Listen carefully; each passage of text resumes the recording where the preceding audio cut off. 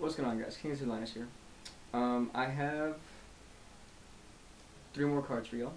And the reason I'm doing 3 is, 1, because I can get out a lot more cards that way, and because I don't want to do like 1 card every week, basically. If you guys like this series, I think I want just a couple, I think like 5 thumbs up for the last one. As long as I get 5 thumbs up from you guys,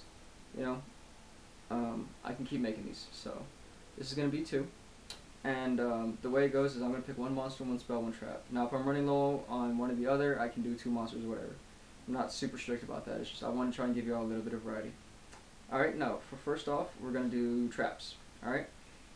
And I'm honestly kind of about this card. It's honestly not that hard to get this nowadays, especially with pyro decks, rekindling and such.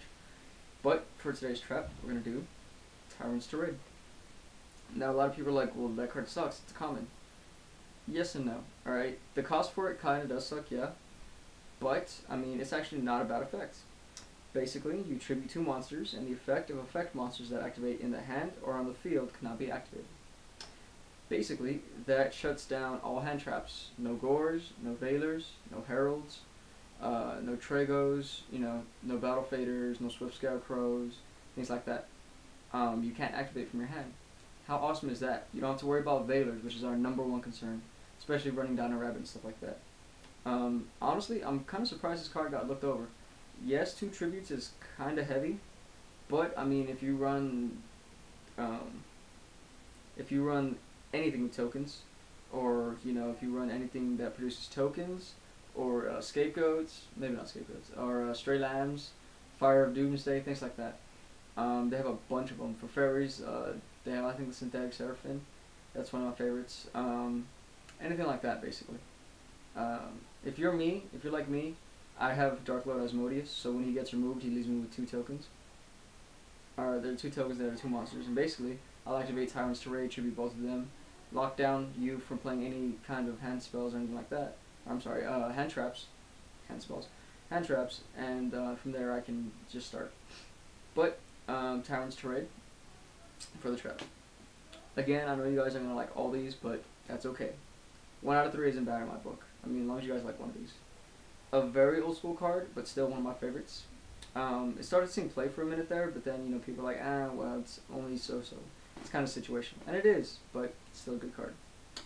Bait Doll. Now, the reason I like Bait Doll is it's a magic card, yeah, but here's the cool thing. It forces the activation of a face-down trap. So if I play this and you have a D-Prison, it's going to make you activate your card. Now, because the timing's off, your card's going to obviously be wasted. Basically, that's the effect. If the timing of the activation of the trap card is wrong, negate it and destroy it. If it's not a trap card, it's returned to its original position. So even if you get it wrong, you still get to see what it is. So, you play this and you're like, oh, they said a heavy, even though, let's say it's a last ditch effort. Or, oh, they said a MST. So at least you're going to know what they have. I mean, it's like so-so. It's about 60-40 sometimes. But still, especially now with back rows so trap heavy, it would be a very good card to side. Afterwards, though, after this card is activated, it's placed onto the deck, not the graveyard, and the deck is then shuffled. So it's a reusable, basically it's a reusable MST, but it only works on traps. So I mean, it's definitely a card to look into. And it's cheap. I mean, it's a common. Can't get much better than that. Alright, now for my monster, I decided to go with a set that didn't get a whole lot of love. Hidden Arsenal 3. So I just decided to go with this card because I don't run waters, but I was thinking about running them. And honestly, this card kind of seems like it'd do pretty decent, especially now. And it is Gungnir. Gungnir, Dragon of the Ice Barrier. Basically, it's 1 tuner, 1 or more non-tuner waters. Once per turn, you can discard up to 2 cards to the graveyard to select the number of cards your opponent controls. Destroy the selected cards. Once per turn. So it's not like a Caius where you get the effect 1 time. It's once per turn. 2500 attack, not the best, but still not terrible. Not terribly hard to pull out either. 1 tuner, 1 or more non-tuner waters. If you're running a water deck, how easy is that? Seriously, salvage. And you have so many water. But, I mean, you can discard 2 cards. So, I mean, it even works for sending. It works for Dark Worlds. Well, I don't know if you'd run it with Dark Worlds, but still. It works great with anything you're trying to fill the grave with, basically. discard 2, kill 2. How awesome is that? I mean, it's a little bit limited in things it can do, but still, it's a great card to, you know, at least run if you're running waters. It's not a must, but it's definitely up there, like an 8 out of 10 for waters, you know. So, that's going to be it for today. That's going to be number 2. I'm going to keep trying to make more vids, and if you guys keep thumbing them up, I will make more.